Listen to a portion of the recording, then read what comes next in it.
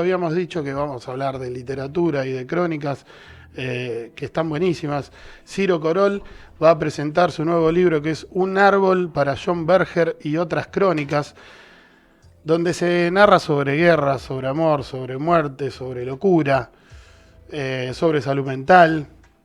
Son unos relatos que realmente son fantásticos. Esta mañana me levanté para leerlo y me lo comí todo. ¿Leíste Durante todas la las mañana, crónicas? sí, con 3 cafés.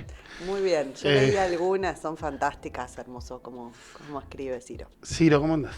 Bien, buen día, muchas gracias por la invitación. No, por favor, gracias a vos por presentarte acá. Vamos a contextualizar quién es Ciro y todo el trayecto de Ciro como escritor, diría también como periodista, porque lo que hace es un trabajo periodístico Sí. para después transformarlo en ficción. ¿Vos hiciste talleres o estudiaste con Juan Forn? Sí, cuando tenía 20, entre mis 20 y mis 22, fui al taller de Juan Forn en Buenos Aires eh, con otras personas y ahí fui aprendiendo a escribir cuentos. Yo venía escribiendo narrativa, pero bueno, ahí me di un intensivo y después quedamos amigos y él me ayudó a obtener una beca para escribir, para desarrollar un proyecto de escritura en España. Ah, Y él ahí, fue, a propósito, te iba a preguntar por lo de sí, España, pero no sabía que había salido esa beca a través de Juan Forn. un poco gracias a él porque me escribió una carta de recomendación muy, muy linda. Claro. Juan Forn, Flor, para aquellas personas que desconocen quién es, escribía la contratapa todos los viernes en página 12, por ejemplo. Están esas. ¿Querés un mate, decirlo? ¿Cómo no? Sí. Están esas contratapas publicadas en 2 tomos que se llaman Los Viernes, que son fantásticas. Además de eso, escribió un montón de libros, de cuentos, de novelas, de poemarios. Y además fue editor de Planeta. Ujú. Yo, por ejemplo, el otro día que vino Javi Gras, que comentábamos Santa Evita, Sí. leí la edición de Juan Form, o sea, Santa Evita editado por Juan Form, y es totalmente diferente a otras ediciones. ¿Ah, sí? Y es fantástica, realmente fantástica. Es una de las glorias literarias que tuvo la Argentina, porque lamentablemente falleció y no hace mucho. Sí, en 2021. Él también, agrego a lo que decís, que fue el creador del suplemento Radar. En la Es mejor cierto. época de Radar, mediados de los 90, fines de los 90, él era el que lo coordinaba. Y ayudó a que se publique, por ejemplo, Mariana Enríquez, entre otras figuras de la literatura argentina Claro, de que fines del tuvieron su siglo XX, espacio ahí, principios del siglo ¿no? XXI. Sí, total. Camila Sosa Villada también. Mira, que posiblemente mañana charlemos con ella. Ah, mira. Si nos atiende, nada, sí, nos va a atender. A propósito de que su libro hoy se está estrenando, ¿no? Como película. Sí, de hecho el sábado pensaba ir a verla. Nosotros Tesis también. sobre una domesticación, ¿no? Sí, en el Sí. Cine El Cairo. Sí. Mañana, el viernes y el sábado la dan. Así que Mm. después vamos a pasar los horarios. Bueno, a través de Juan Forno, entonces ya contó, vivió en España, donde, bueno, ahí realizó varias crónicas, también vivió en Moldavia. Sí, Moldavia fue República Soviética. Hay un dato, por eso digo que podemos hablar de que hace periodismo, porque dentro de las ficciones que escribe, Flor, vos también lo leíste, ¿no? Va tirando datos de los lugares. mucha data, Y sí. por ejemplo, yo no sabía que Moldavia es el segundo país menos visitado del mundo. Mira, Lo es cual a un... priori puede ser un atractivo muy poco turístico o una seducción, Sí. ir a visitar el segundo. Que tenés, digamos, fuiste ahí porque tenías también familia que había... Sí, yo fui con un programa de la Unión Europea para hacer un trabajo de un año ahí en un estudio de cine documental y después de varios meses de estar laburando ahí en ese estudio, la jefa me dijo que la puerta me la había abierto mi abuelo porque yo en la carta de intención había puesto que mi abuelo había emigrado desde ahí, lo cual era cierto. Hubiera sido una buena mentira, pero Pero era una cierto, buena bueno, por estafa eso. ya que hablaban, pero era cierto y bueno, pude conocer el lugar del cual venía mi familia o una parte de ella. Y Moldavia sí, efectivamente es uno de los países menos visitados del mundo y eso hace que la gente sea muy hospitalaria. La verdad que me recibieron muy bien y además el hecho de ser de Argentina es un país que por suerte en el exterior nos aprecian, tienen buenas referencias de nosotros, ya sea bueno, por Maradona, Messi, el Papa en su momento, Kempes era muy conocido allá ¿Kempes? también. ¿En serio? Sí, ¿Por qué el Kempes? matador. Mirá. Che, pero ¿por qué Kempes? Kempes de Me llama la Moldavia, atención. wow. No Bueno, sé. no porque Kempes no tenga mérito para ser conocido. No, pero uno escucha más Messi y Messi, Maradona. Maradona, Claro. Ponele el- Ginóbili, ponele NBA. ponele el Papa, por supuesto. Claro. Sí, varios me hablaron de Kempes. No sé, habrá impactado su figura en fines de los 70. Sobre todo cuando fui a Rumania me hablaron de Kempes. No sé si él jugó por ahí en algún momento. Él jugó en Valencia, Ah, en Valencia. pero no me suena que haya Pero podemos jugado en chequear si Valencia. Rusia jugó el Mundial 78. Estoy porque- casi seguro que no. ¿Estás casi seguro que no? Te diría que estoy casi seguro que No, no. pues por ahí podía venir por ese lado también, ¿no? Puede ser. Bueno, hay crónicas también en Ucrania, también estuviste viviendo en Ucrania. Hay en particular el libro, creo que es con el que arranca, en Odessa, Ucrania, una ciudad de Ucrania. Relata las peripecias de Marco, un niño carpintero amateur, se podría decir, yo lo describo así. No es tan así, pero yo lo describo así, que quiere hacer una casa de muñecas. El padre le promete comprar un torno para hacer esa casa de muñecas y no pueden llegar a comprar el torno porque estalló la guerra, la Segunda Guerra Mundial.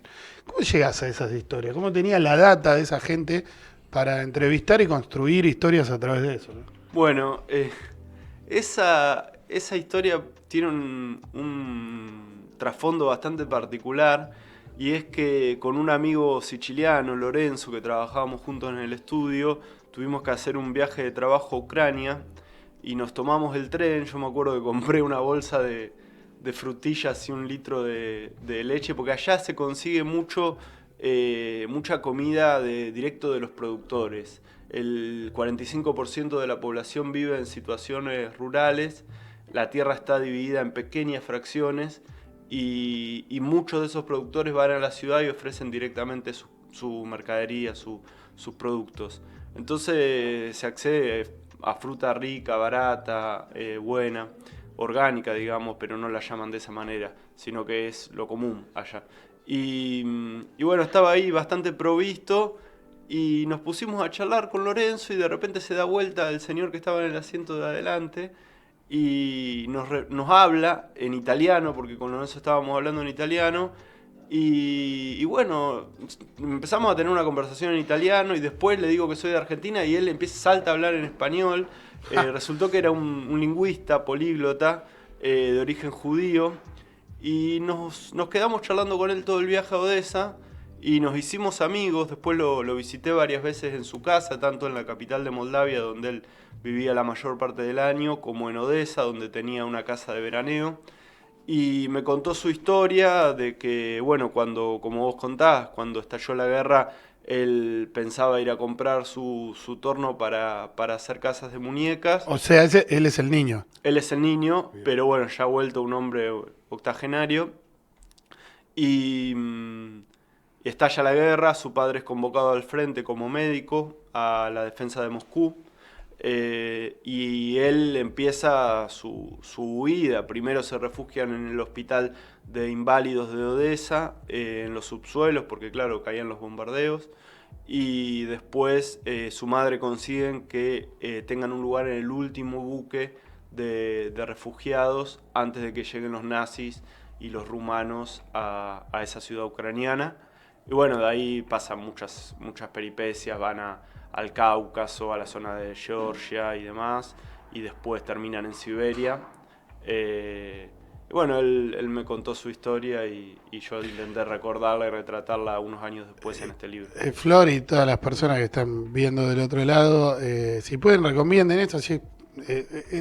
La literatura independiente se difunde boca a boca, así que si están escuchando y les está gustando lo que está contando Ciro, pasen el link, así nos ven, porque imaginen si la riqueza del relato crónico que está teniendo ahora en vivo, imaginen eso trabajado desde la literatura, que es lo lindo del libro de Ciro. Son deliciosas las crónicas y le iba a preguntar a Ciro, ¿no? Es el primer libro, creo que es el quinto que tenés, pero es el primero en clave de crónica, ¿no? Literaria. Sí, exacto. Publiqué anteriormente otros libros de narrativa, Sí. de ficción, tanto de cuento, novelas cortas y un libro infantil. Que el libro infantil fue el que fue llevado después a una serie de Paca Paca, que también fuiste guionista, estamos hablando de Monte, y ahora vamos a eso, pero quería seguir con esto que te preguntaba Juan Cruz, de qué te despertó, ¿no?, estas crónicas, y la que le da nombre al libro, que es un árbol para John Berger, creo que se pronuncia así. ¿Qué te hizo, no? ¿Quién fue para vos este autor?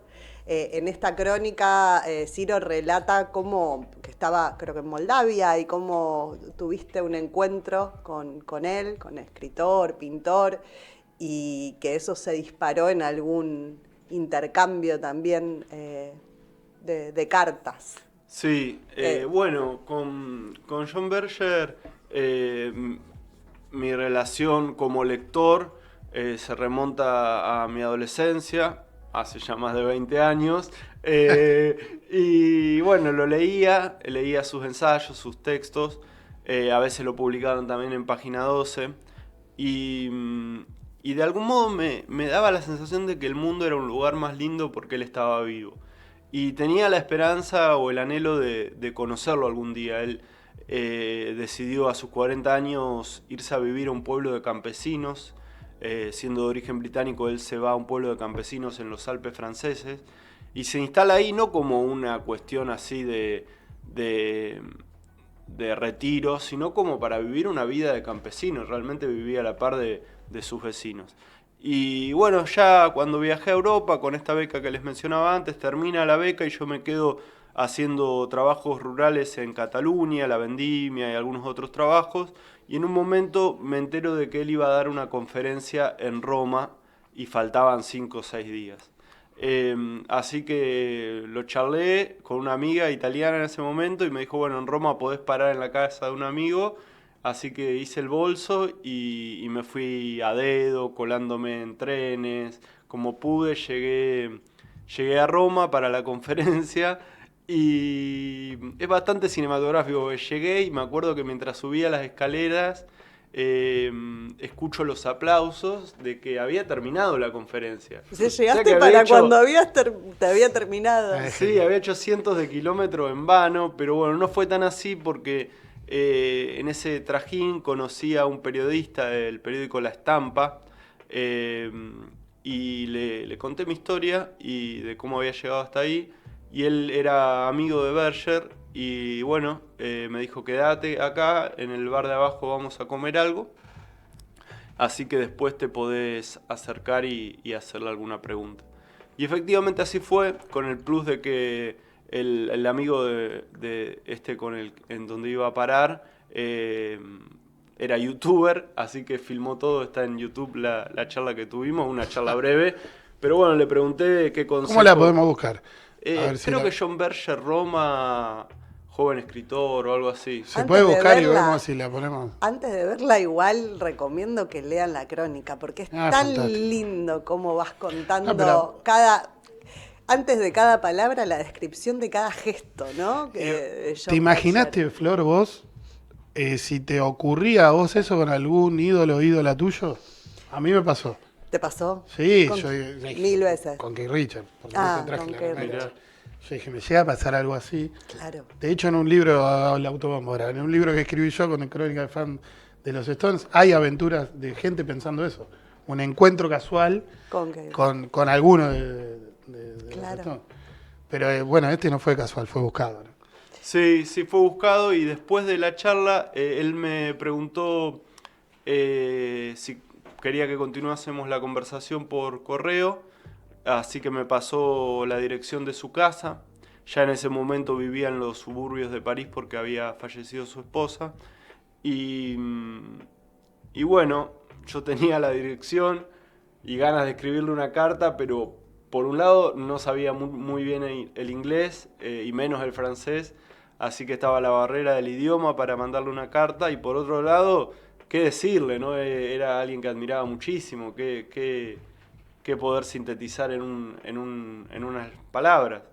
Y pasaron unos cuantos meses y ya estando en Moldavia, un día le mando la carta con un libro que había conseguido de Haroldo Conti, porque para mí había justo ahora se cumplieron 100 años del nacimiento de Conti, y para mí siempre había habido una conexión por esa manera de hacer literatura desde la ternura, pero también desde la resistencia, tanto de Berger como de Conti, y por ciertos hitos en su vida que bueno, quizás no vienen al caso, pero que son muy similares, van por caminos paralelos, y creo que esos caminos paralelos se hubieran encontrado si a Conti no lo hubiesen desaparecido. Pero bueno, mi gesto de mandarle el libro de Conti fue un modo de que de algún modo se encuentren, se conozcan. El único libro traducido al francés, ¿no? Sí, el único libro traducido al francés en 1984. Y bueno, a partir de esa carta él me responde con unas pocas palabras, pero un dibujo hermoso hecho en pasteles de un árbol de cerezas que bueno, tenía que ver con una pregunta que yo le hacía, que era qué árbol se ve desde la ventana desde la cual escribe. Y bueno, y coincidentemente era un cerezo y yo le había hablado de los cerezos en la carta, así que... Y es la tapa. Y es la tapa. Del libro. Distorsionada un poco por la mano del diseñador Joaquín Pellegrini, pero sí, ese dibujo se transformó en la tapa de este libro. Otra historia voy a citar. Sí. Una que ocurre voy a ver si lo menciono bien, Kishinev, ¿está bien? Excelente. Es una ciudad de Moldavia. Es la capital. Es la capital de Moldavia, ahí está. Mira, no lo googleé, lo tendré que googlear. Una entrevista transformada en crónica a un ex combatiente de la Segunda Guerra Mundial de 94 años. Sí. Que al principio contás que la mayoría de las personas eran reticentes a que los entrevistes, pero esta persona accede, sí, y a través de la entrevista que le haces formás una crónica. ¿Con qué te encontrás cuando hablas con personas que atravesaron ese proceso de vivir una guerra en carne propia y contártela 60 años después o más, 70 años después? Sí. Bueno, para empezar, hice varias crónicas a veteranos del Ejército Rojo y también a un veterano del Ejército Rumano. A los del Ejército Rojo me los encontraba vestidos de veteranos, con todas sus medallas, su uniforme, todo, siempre. Indefectiblemente estaban, bueno, me recibían en sus casas, en sus departamentos, y me recibían con el uniforme y las medallas. En este caso, bueno, el personaje del cual hablas es Grichenko, que tenía la particularidad de que, además de muy hábil contando historias, había sido actor y había interpretado ni más ni menos que a Lenin durante 40 años, primero en Moscú y después en Kishinev, en la capital de Moldavia, durante la época de la Unión Soviética, por supuesto. Y su mujer, su esposa, había interpretado a la esposa de Lenin, o sea que juntos llevaban adelante la obra durante casi toda su vida. Y bueno, él me cuenta, entre vinos y tortas, me cuenta la historia de los sucesos que le tocó atravesar en la batalla de Stalingrado, en el Frente Oriental y después en la toma de Berlín el 9 de mayo de 1945, día en que, y lugar en que se casan con su esposa. Encuentran unos anillos en unos cajones de una casa vacía y con un oficial haciendo de juez de paz contraen matrimonio el día de la victoria en Berlín. Y bueno, la verdad que me encontré con gente dispuesta a dar su testimonio y de algún modo contenta de poder hacerlo, porque no todo el mundo, hay como una polarización entre cómo se ven o cómo se veían a los veteranos de la Segunda Guerra Mundial en el momento en que yo estuve en Moldavia hace 10 años atrás. Por un lado estaban los que, siendo más prorrusos, los admiraban muchísimo a los veteranos. De hecho, había gente con calcomanías que decían: mi abuelo liberó la nación, o mi abuelo estuvo en Berlín. Los 9 de mayo se hacían movilizaciones multitudinarias para honrar a los veteranos, pero por el otro lado el Estado moldavo les da unas pensiones miserables y hay mucha gente que prefiere pasar de página y de algún modo agrupa a lo sucedido durante la Segunda Guerra Mundial dentro de un periodo oscuro para ellos, que es el periodo de la Unión Soviética. Bien. Además de estas crónicas, hay otras crónicas que tienen que ver con la salud mental. Porque Ciro estuvo internado en el Agudo Ávila, es así. Sí, exactamente. Conocido como el Suipacha. Que es calle Santa Fe y Entre Suipacha y Richie. entre Suipacha y Richeri. Y desde la internación escribiste crónicas que tienen que ver con la convivencia ahí y con lo que vos sentías en ese momento que creías que podías ser presidente de Argentina o salvar el mundo, ¿no? Sí, esas crónicas están en el último bloque del libro que se llama Brotes. Los bloques son 3, Flores, Raíces y Brotes. Y las 2 primeras crónicas de ese bloque las escribí estando fuera de la internación y hablan un poco sobre el triunfo de Milei en las PASO, las cuestiones mesiánicas de Milei y demás, en un paralelo con las propias, con las mías. Que también creía que podía ser presidente de Argentina, que era el Mesías y demás. Estábamos hablando cuando Milei todavía no era presidente, era Claro. camino a ser presidente. Sí. Sí. Y que se conocía un poco algunas cosas del libro El Loco. Sí. Y contá de tu experiencia personal, también cómo es escribir, ¿no? Desde ese lugar. Leía también lo que decía en la contratapa Cora Gabarnik, ay, no me sale el apellido. Gabarnik. Y habla de la importancia, ¿no? De cómo la escritura es un modo también para poder dejar fluir y de sanar en algún punto, no dice exactamente eso. Y pensaba eso, la importancia que tuvo también la escritura en el momento que atravesaste, ¿no? Estas cuestiones. Yo cuando los primeros días que estaba internado, lo último que quería hacer era escribir. En cambio sí leía bastante, me entusiasmé bastante con la lectura, o me refugié, mejor dicho, bastante en la lectura. Pero después del debate entre Massa y Milei, Fidel Maguna, que es el editor de este libro, pero además es el editor de la revista Belbo, donde salieron todas estas crónicas publicadas, me propuso escribir algo. Me dijo, ¿por qué no escribís algo ya que estás ahí? Y yo le dije, no, ¿qué voy a escribir? Tenía la sensación de que cualquier cosa que hiciera iba a ser un fracaso. Pero pasó unas horas y me senté a escribir y salió bastante de corrido una crónica sobre cómo se había vivido el debate presidencial adentro del Agudo Ávila, con las particularidades de estar en la guardia de un hospital psiquiátrico, donde, bueno, por ejemplo, había una paciente que la terminaba matando a la cama, había otro chico que quería desaparecer, según él. Y la particularidad que marcábamos, de que vos sentías que pensabas lo mismo que lo que decía el candidato a presidente, que uno de los candidatos a presidente. Sí, yo ya en ese momento no estaba más imbuido de ideas delirantes, había caído en la realidad, pero sí sentía un vínculo entre los delirios del candidato y los propios. Y bueno, salió publicada esa crónica bajo el título Un loco a veces baja la guardia, y tuvo bastante difusión, medio que se viralizó un poco en ese momento, y de hecho llegó hasta el organismo de control de las instituciones psiquiátricas a nivel nacional, y vinieron a visitar una abogada y un asistente social la guardia del Suipacha para ver si las condiciones de los pacientes eran buenas por algunas cuestiones que habían aparecido en la crónica. Ah, no les copó, digamos. Vinieron a supervisar. A ella sí, ¿no?, les copó, pero quizás la gente del Suipacha no tanto, porque le cayeron los jefes. Claro. Pero bueno, igual dijeron que estaba todo bien. Y después de eso me quedó la posibilidad de seguir escribiendo y publicando crónicas, y escribí creo que 3 o 4 de las cuales que salieron publicadas en la revista Belbo, algunas también en la revista Noticias, gracias a Juan Luis González. Y después escribí otra que está en el libro, que relata cómo se vivió el día previo y el día del balotaje entre Massa y Milei desde adentro del Suipacha. En ese momento yo ya estaba en el pabellón 8.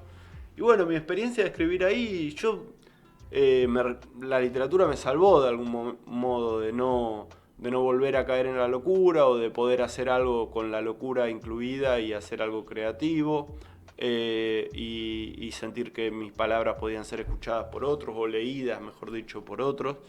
Y Y bueno, también me ayudaba el poder hablar por teléfono con mi amigo y editor Fidel Maguna, porque era un poco un cable a tierra y y al mismo tiempo un espacio donde me desconectaba un poco de la realidad del hospital, que a veces puede ser dura. Igualmente yo tuve una muy buena experiencia, tanto por el trato con los enfermeros, enfermeras, como sobre todo por el vínculo que se dio de amistad con otros pacientes. Creo que es en la crónica Otro loco quiere ser rey, pero que hablas fundamentalmente de esto de la locura sí se tiene que hablar, ¿no? De la importancia de hablar también de cuestiones de salud mental. Contar un poco desde esa experiencia o expandir un poquito más esto que estás diciendo me parece importante, porque hay algunos pasajes vinculados a tu experiencia personal y a la escritura de eso, que son muy interesantes, y también de una cuestión, de una postura, ¿no? Si se quiere, sociopolítica al respecto. Claro, sí, sí. Bueno, en la crónica que le sigue a esa que vos mencionás, que se llama Monomanía de creerse el elegido, se menciona a un psiquiatra francés del siglo XIX que auspició unos cuadros de Géricault sobre retratos de internos del hospital La Salpêtrière en Francia, el hospital psiquiátrico, ¿no es cierto? Y este psiquiatra francés en el siglo XIX decía que en el futuro había que estar atentos a una epidemia en torno a no decía salud mental, pero hoy diríamos a la salud mental.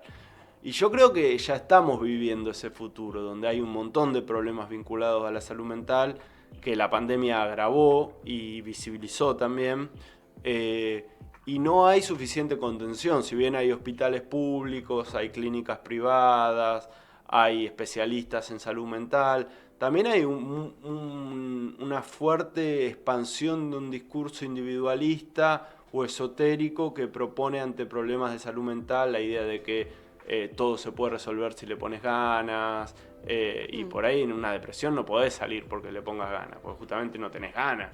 Una cuestión muy de autoayuda. Claro, hay que tener otro tipo de contención.